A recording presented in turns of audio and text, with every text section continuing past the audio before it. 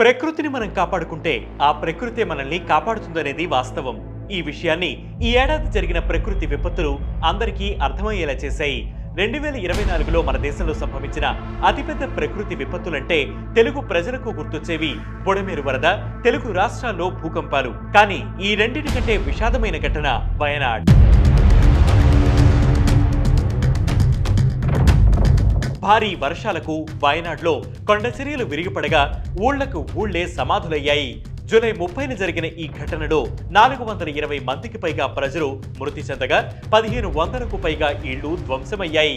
అల్పపీడనం వాయుగుండాల ప్రభావంతో ఈ ఏడాది ఆగస్టు 31 నుంచి సెప్టెంబర్ 9 వరకు కురిసిన భారీ వర్షాలకు నదులు, వాగులు ఉప్పొంగాయి. బుడమేరు కట్ట తెగిపోవడంతో విజయవాడలో ఎన్నడూ లేని వరదలు సంభవించాయి.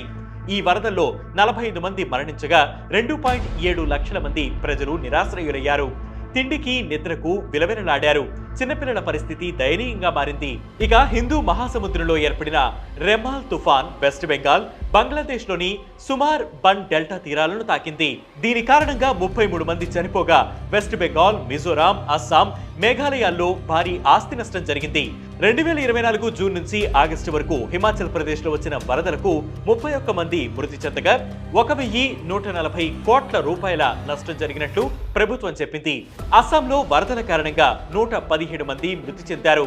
నవంబర్ 30న పుదుచ్చేరి సమీపంలో తీరం దాటిన ఫెంగల్ తుఫాను సైతం అందరినీ వణికించింది.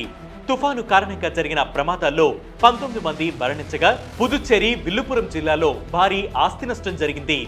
ఇక తెలుగు రాష్ట్రాలను వణికించిన మరో విపత్తు భూకంపం. రిక్టర్ స్కేల్ పై 5.3 తీవ్రతతో వచ్చిన ఈ భూ ప్రకంపనలు ఇరు రాష్ట్రాలపై ప్రభావం చూపాయి. మేడారంకు సమీపంలోని అటవీ ప్రాంతంలో వచ్చిన ఈ భూ ప్రకంపనల ప్రభావం 200 నుంచి 250 కిలోమీటర్ల వరకు చూపింది. కొద్ది సెకండ్లు భూమి ఊగడంతో అంతా భయభ్రాంతులకు గురయ్యారు. ఇవన్నీ ఈ ఏడాది ప్రకృతి మానవజాతికి ఇచ్చిన వార్నింగ్ గా భావించి ఇకనైనా పర్యావరణానికి హాని కలిగించకుండా ఉండాలని పర్యావరణవేత్తలు అభిప్రాయపడుతున్నారు. ఇది వాటి ట్రెండింగ్ ఎక్స్ప్లెయినర్. దీనిపై మీ అభిప్రాయాన్ని కింద కామెంట్ సెక్షన్ లో మెన్షన్ చేయండి. ఇలాంటి ట్రెండింగ్ ఎక్స్ప్లెయినర్స్ కోసం ప్రతిరోజు వెయిట్ న్యూస్ యాప్ ని ఫాలో అవ్వండి. Way2News Telugu YouTube channel ని సబ్స్క్రైబ్ చేయండి.